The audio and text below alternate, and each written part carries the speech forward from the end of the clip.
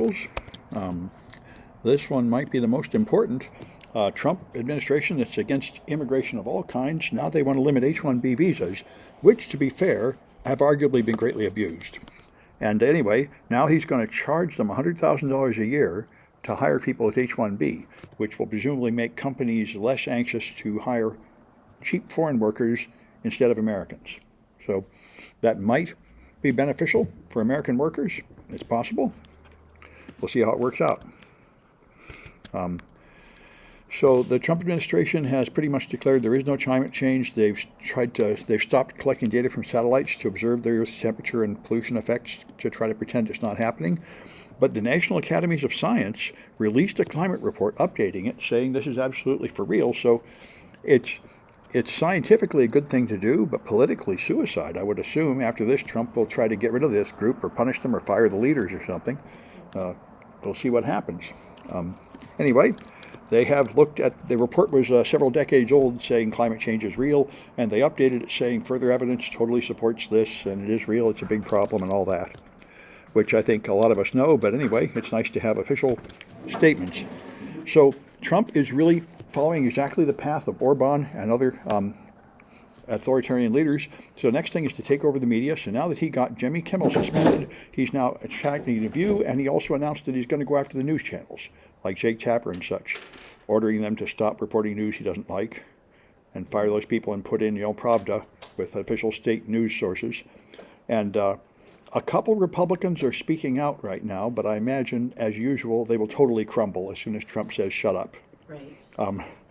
But, if I've been thinking for 10 years, surely this outrage will be the one when the Republicans turn against him. And I think it's clear by now that nothing will ever cause Republicans to turn against him. They're all basically controlled by the mob. And I know Ted Cruz spoke out against him, but he let Ted Cruz put up with him insulting his wife and accusing, I think, his father of murder or something. So I don't really think Ted Cruz has any stomach to oppose Trump for long. Anyway, we'll see what happens. Like I say, I think everything in our nation, and therefore pretty much the whole world, depends on the elections in 26 and 28. Everybody's sort of holding their breath to see what happens there. Although I think the European leaders have already got the message that they just can't trust America, which is certainly true. I mean, Biden tried to build up trust, but then we elected Trump again. So for all they know, even if we put in a Democrat, we'll just put in another fascist, so they can't trust us to be an ally in NATO or anything else. Anyway, we'll see what happens. I'll go to a protest later today. I highly recommend it. It is extremely effective. These people are weak, and they stop at any protest. Just look at all the troops that are not invading Chicago. Just because the governor made a strong statement on TV and there's protests, as soon as there's the slightest resistance, they back off. They're only getting away with all this because everybody's capitulating. All the news agencies and the tech companies and everything just do whatever he says when he asks, so they don't actually oppose him and get to a question like in court, do you actually have the authority to do this? Because he doesn't have the authority to do any of this. He's just getting away with stuff because people are going along with it.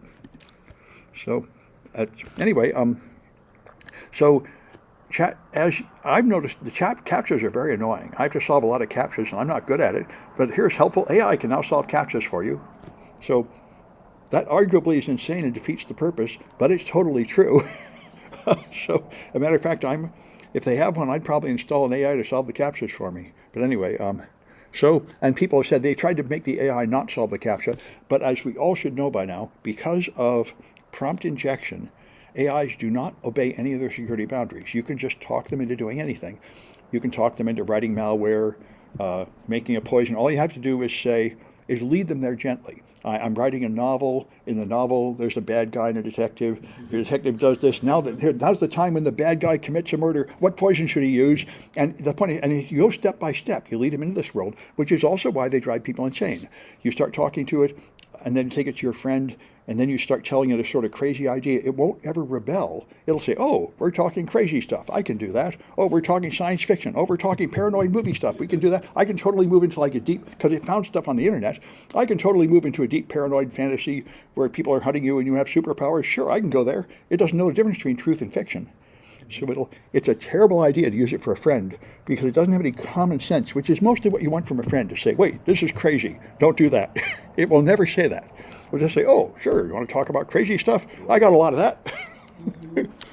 So anyway, Do this puzzle for me, ChatGPT. what's that? I said, do this puzzle for me, That's right. ChatGPT, and Yeah. it solves the. You can do it. Apparently, you have to be a little bit sneaky about tricking it into doing it. But yeah. Anyway, so all right. Well, that's enough of the news. Let me stop.